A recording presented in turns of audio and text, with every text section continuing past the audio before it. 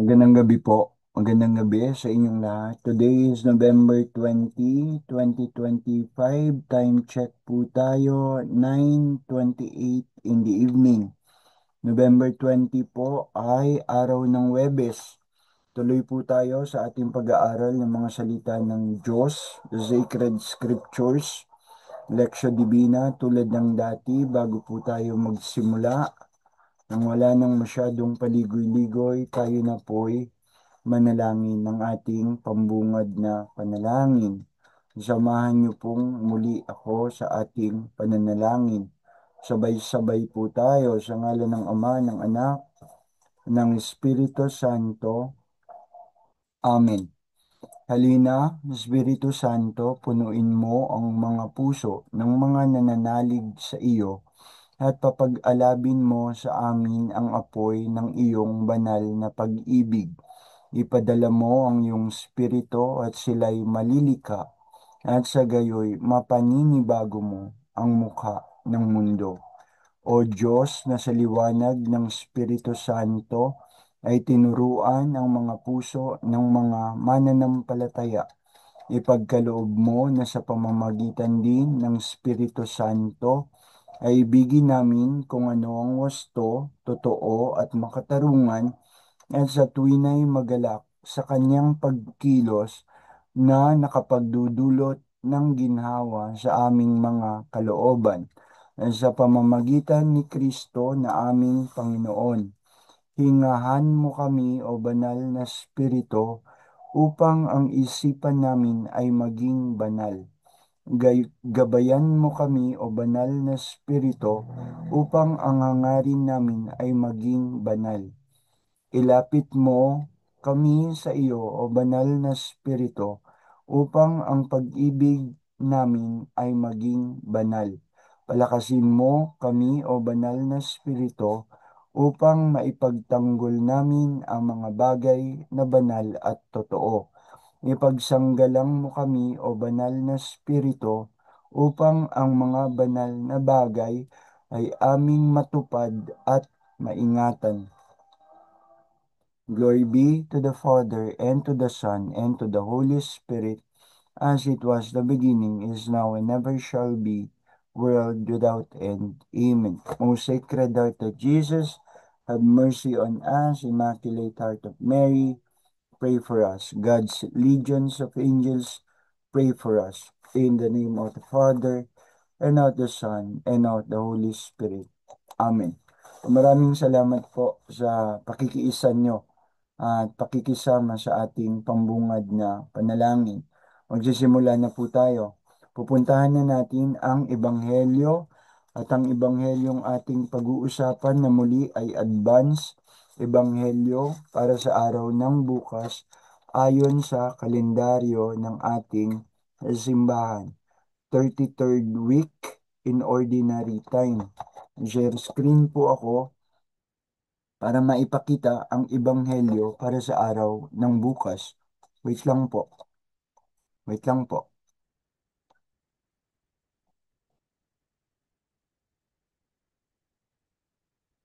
Okay. Sana po ay nakikita nyo na. Sana po ay nakikita nyo na ang ating ebanghelyo para sa araw ng bukas. Naka-share screen na po sa akin. Ang ating ebanghelyo para sa araw ng bukas ay mula pa rin sa ebanghelistang si San Lucas, Kabanata 11, mga talata 45 hanggang 48. Ang pagpapahayag ng mabuting balita ng ating Panginoong Heso Kristo ayon kay San Lucas. Papuri sa iyo, Panginoong Heso Kristo. Pumasok si Jesus sa templo at sinimulang ipagtabuyan ang mga nagtitinda roon. Sinabi niya sa kanila, nasusulat, ang aking bahay ay tatawaging bahay dalanginan. Ngunit ginawa ninyo itong lungga ng mga magnanakaw. Araw-araw si Jesus ay nagtuturo sa loob ng templo. Pinagsikapan siyang ipapatay ng mga punong pari mga tagapagturo ng kautusan at mga pinuno ng bayan. Subalit wala silang makitang paraan upang maisagawa ito dahil taimtim na nakikinig sa kanya ang buong bayan. Ang mabuting balita ng ating kaligtasan. Pinupuri ka namin, Panginoong Heso Kristo. Tulad nung nakaraang araw, kagabi, gagawa tayo, mag-highlight po ako dito sa ating ibanghelyo na magiging susing talata ng aking pagbabahagi. Okay? Key verse. I-highlight ko po ang verse, ang talata 46. 46. Ito po iyon. Ito po ang ating susing talata. Magiging focus ng aking atensyon sa pagbabahagi. Sinabi ni Jesus sa kanila, okay, pagkatapos pumasok ni Jesus sa templo, ipinagtabuyan niya ang mga nagtitinda roon. Ito ang naka-highlight sa talata 46. Sinabi ni Jesus sa kanila, sa mga taong nagtitinda roon, nasusulat, ang aking bahay ay tatawaging bahay dalanginan. Ngunit ginawa niyo itong lungga ng mga magnanakaw. Iyon ang ating susing talata.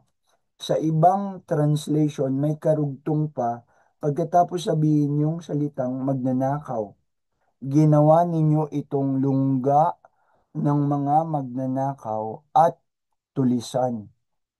So kita natin ang matinding emosyon ni Jesus, ang kanyang disappointments, ang kanyang galit sa nakita niyang nangyayari sa templo. Ang aking bahay ay tatawaging bahay dalanginan, ngunit ginawa niyo itong lungga ng mga magnanakaw at tulisan.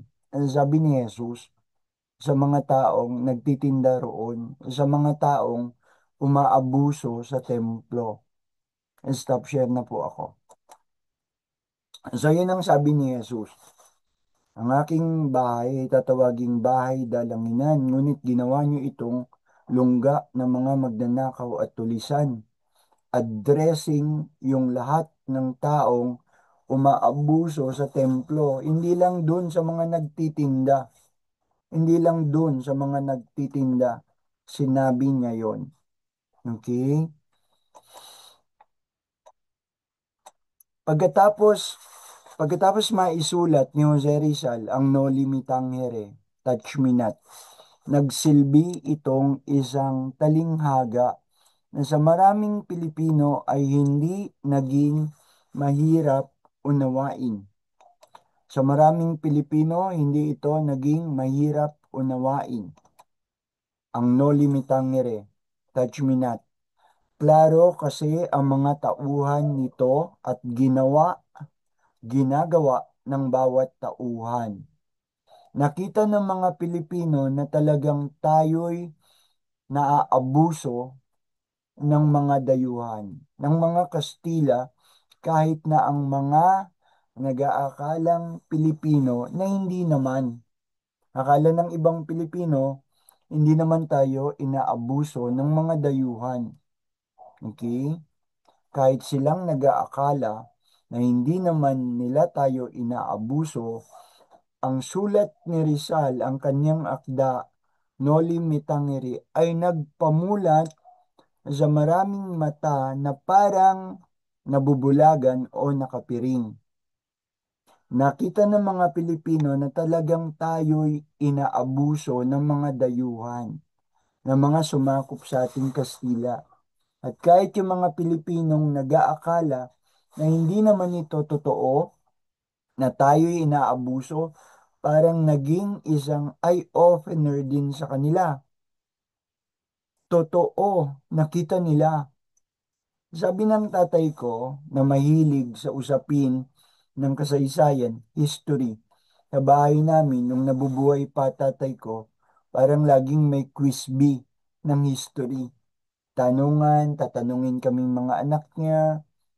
Ang dami niyang alam sa kasaysayan. Tatanungin niya kami, tapos kami naman magtatanong sa kanya.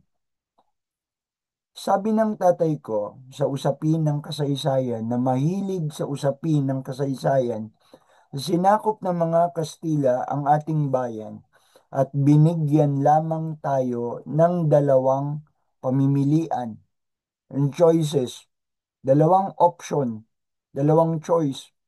Ang sabi ng tatay ko, nang sinakop ng mga Kastila ang ating bayan, binigyan lamang tayo ang ating mga ninuno ng dalawang pamimilian. Ano yon? Tanggapin ang krus ng Kristyanismo o harapin ang kapangyarihan ng kanilang espada. Tanggapin ang krus ng Kristyanismo o harapin ang espada ng kanilang kapangyarihan. Nakita natin sa kasaysayan na may mga tagpong naging ganun nga sa mga unang yugto, sa mga unang panahon lamang. At pagkatapos ng ilang panahon, maraming tumanggap sa Kristyanismo ng bukal sa kanilang kalooban.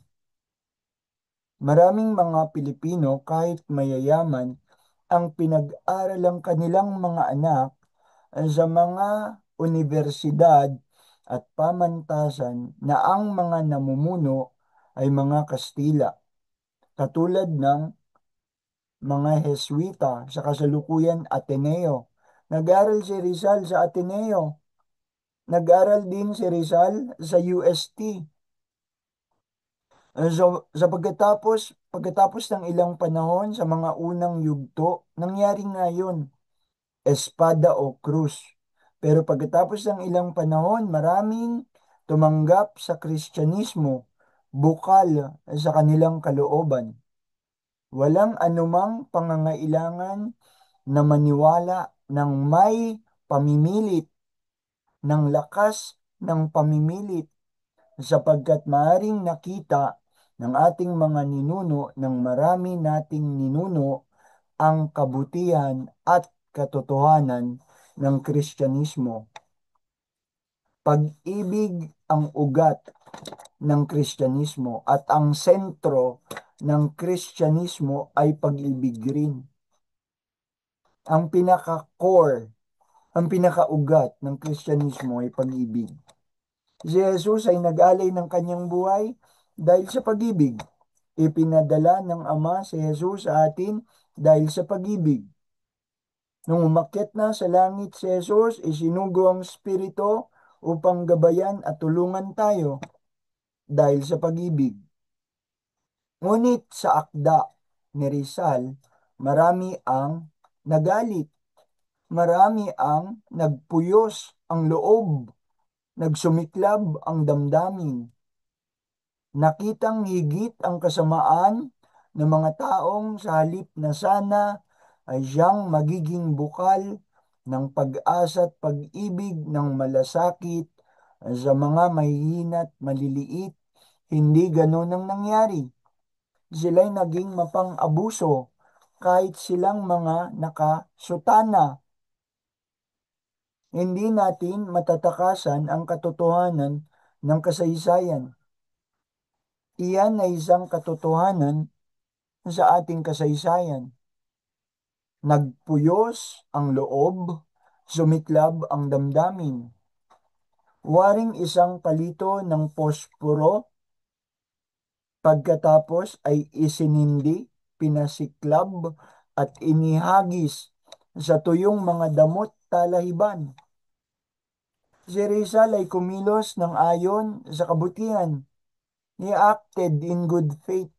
That is acting in good faith. Isa sa mga pinaniniwalaan nating prinsipyo, to act in good faith with always good intention. Acting in good faith si Rizal. Gusto niya lang sabihin ng totoo, ngunit dahil sa nangyari, sa pagsambulat ng kanyang akda ng No Limitangere, marami ang nagbuwis ng buhay. Dumanak ang maraming dugo sa ating lahi. Maaring kinapos ang foresight ni Rizal. Hindi niya inakalang ganun ang mangyayari. Kinapos ang kanyang foresight pagtanaw sa hinaharap. Hindi niya inakala ng ganap na ganun ang magiging bunga ng kanyang ginawa, na ganun ang mangyayari. At kahit siya'y tumututol para isagawa ang madugong revolusyon, nangyari na ang nangyari. Pinuntahan siya ni Pio Valenzuela. At anong ilalaban natin sa kanila? Mga sibat at gulok. So, tumanggi siya sa madugong revolusyon. Alam niya maraming Pilipino ang mamamatay. Hindi sapat ang maging magiting. Maraming mamamatay. Doktor siya. At una sa kanyang prinsipyo ang kaligtasan ng buhay. Doktor si Rizal. At dahil doktor si Rizal, sa pangunahing paniniwala ng bawat manggagamot, mahalaga ang buhay. Yan ang kanilang trabaho. So kahit tumututol siya para isagawa ang madugong revolusyon, nangyari na ang nangyari. Mukhang kinailangan na magdaan tayo sa panahon ng pagkagiba at pagkatapos ay magdaan tayo sa panahon ng pagkabuo. For everything there is a season, a time to be born and a time to die, a time to break and a time to build, a time for war and a time for peace. Mula sa aklat ni Colette. Ganyan ang nangyari sa ating bayan. Ang nangyayari, nagigiba tayo ng maraming korupsyon. Nung nakaraan, nagigiba tayo sa maraming kaguluhan. Dumanak ang maraming dugo sa Mindanao, sa Marawi. A time for war and a time for peace. Tama na ang violence, tama na ang war. Na time for peace. Kailan tayo magsisimula for a time for peace? Kung hindi ngayon, kailan pa? Kawawa ang ating mga anak, ang kinabukasan ng ating mga anak. Sa psikolohiya, sa psychology, may isang aral. Kapag galit, maghunos dili sa mga sinasabit ginagawa. Magdahan-dahan ka kapag galit ka. Magdahan-dahan ka sa mga sinasabi mo, magdahan-dahan ka sa mga ginagawa mo. Dahil pag galit ka, sinabi mo na yan, ginawa mo na yan, meron na yang magiging bunga at mahirap na yang bawiin. Kapag galit ka, magdahan-dahan ka, maghunos dili ka sa mga sinasabit ginagawa mo. Huwag kang gagawa ng agarang pangako o panunumpa o magbibitaw ka ng mga salita kapag nasa sobra kang katuwaan. No, tuwang-tuwa ka. So dahil tuwang-tuwa ka, mangangako ka. Magbibitaw ka ng salita at pangako. Huwag ka ring agarang magdedesisyon ng mga gagawin kapag nasa lubha ka namang kalungkutan. Magunos dili ka sa mga sinasabi ginagawa mo kapag galit ka. Huwag kang gagawa ng agarang panunumpa o pangako o magbibitaw ng salita kapag nasa sobra kang katuwaan. Huwag ka ring agarang magdedesisyon ng mga gagawin kapag nasa lubha ka namang kalungkutan.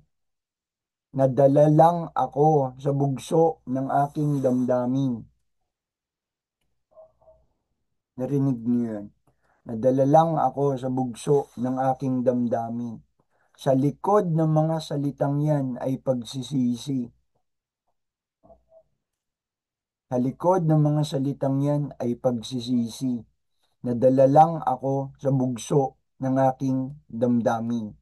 Sa Ebanghelyo ngayon at sa mga nakaraan, bilang tao rin naman si Jesus, Diyos at tao.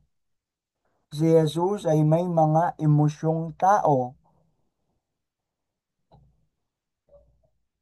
Naging sobra ang kanyang mga paghihinagpis at kalungkutan sa bayan niyang hindi siya kinilala o hindi kumikilala sa kanyang mga mensahe at aral. Naginagpis si Jesus. Umiyak si Jesus. At sa mas malalim pa na salita, isang iyak humahagulgol. Humahagulgol. So paano natin uunawain iyan?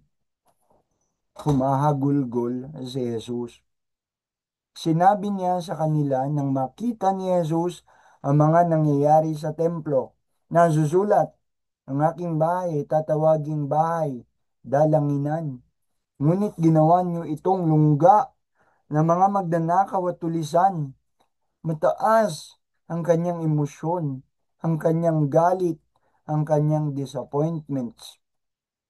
Sa akin, malaking pag-ibig sa Diyos at sa kanyang Ama ang nangyari. Ganon niya kamahal ang Diyos Ama, our Father. Ayaw niyang dinidisrespeto ang templo dahil ang templo ay larawan ng presensya ng Diyos, ng Ama. Malaking insulto at pang-aabuso ang nakita niya. Taglay ang makatwirang galit. Taglay ang makatwirang galit. Tinaboy niya mga hayop, binaligtad niya mga lamesa, isinabog niya mga salapi. Taglay ang makatwirang galit. Sa nagagalit na tao, kailangan nating intindihin kung saan siya nanggagaling. Ano ang sanhi ng kanyang mga pagkagalit?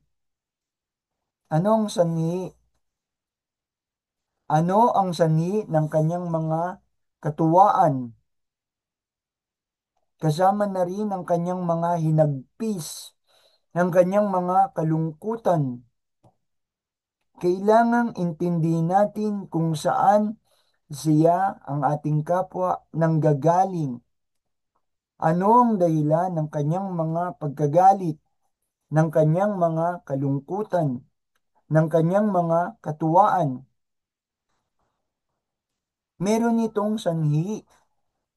Hindi natin dapat kilalanin lamang at tanggapin ang tao dahil lamang sa mga emosyong nakikita natin sa kanya ng agaran na kanyang naipakikita sapagkat ang mga emosyon ay nagbabago.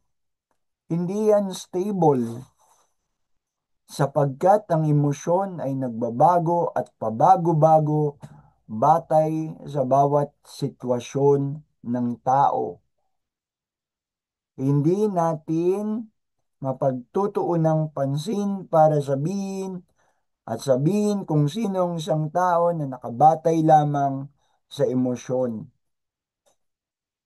Hindi natin dapat kilalanin lamang at tanggapin ang tao dahil lamang sa mga emosyong kanyang naipakikita. Marami ang nagkamalit, nagkasala dahil lamang nagpadala sa emosyon. Sinagot ang isang manliligaw dahil naging base sa emosyon. Gusto niya rin ang nanliligaw sa kanya. Emosyon. Ngunit isa pala itong abusadong tao. Isang taong mapagsamantala. Natural. Kapag nanliligaw ang isang tao, best foot forward. Hindi yan magpapakita ng isang bagay na pangit para mo siya di sagutin. Always best foot forward. Dahil naging base lang sa emosyon ang sagot mo para sagutin siya ng oo, pero siya pala isang abusadong tao at mapagsamantala, natapat ka sa isang manloloko, natapat ka sa isang maling tao. May mga tumapo sa kanilang buhay, nagpakamatay dahil napadala sa mga emosyong hindi pinag-isipan, mga emosyong di pinagnilayang ganap kung paano dapat harapin. Hindi nagsabi, kailangan niya na pala ng tulong. Kapag may isang tao na nagsasabi ng kanyang sitwasyon at ito'y pangit na sitwasyon at nagsasabing ayoko na sa buhay, sobra ng hirap, sobra ng sakit, tatapusin ko na ito.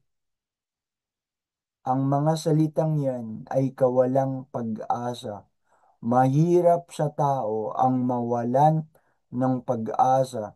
Kaya kahit anong mangyari sa iyo, panatilihin mo sa iyo ang pag-asa. Hindi sa lahat ng pagkakataon, nandyan ang mga mahal mo sa buhay, ang iyong mga kaibigan, para ka tulungan kapag ikaw ay nanghihina at nawawalan ng pag-asa. So anong solusyon? Hindi sa lahat ng pagkakataon, nandyan ang mga taong may malasakit sa iyo, tumutulong sa iyo, nagmamahal sa iyo. Hindi sa lahat ng pagkakataon, nasa tabi mo sila. Dadaan ka sa mga pagkakataong mapupunta ka sa mga emosyong ganyan, ngunit ikaw'y nag-iisa. So anong solusyon mo? Ikaw sa sarili mo, matuto ka. Palakasin mo ang loob mo. Palakasin mo ang iyong pag-asa. Yung sabihin ng isang tao, ayoko na, tatapusin ko na to. Yun ay sa pagsasabi rin ng kailangan ko ng tulong. It's a cry for help. It's a cry of help, asking for help. Do not ignore it or take it for granted. Sasabihin mo, hindi man totoo yan. Kasi kung magpapakamatay talaga yan, hindi na yan magsasabi. But the thing is, pag nagsabi yan ng ganyan, isa din niyang salita na gusto niya o humingi siya ng tulong. So, ano mangyayari kapag inignore mo or you take it for granted? Kung magduda ka sa katotohanan ng kanyang mga sinasabi, naisipin mong hindi totoo yon at pagkatapos, nagpakamatay nga. So, anong solusyon? Kapag may mga taong nagsabi ng ganyan, believe it to be true. Huwag mong pagdudahan.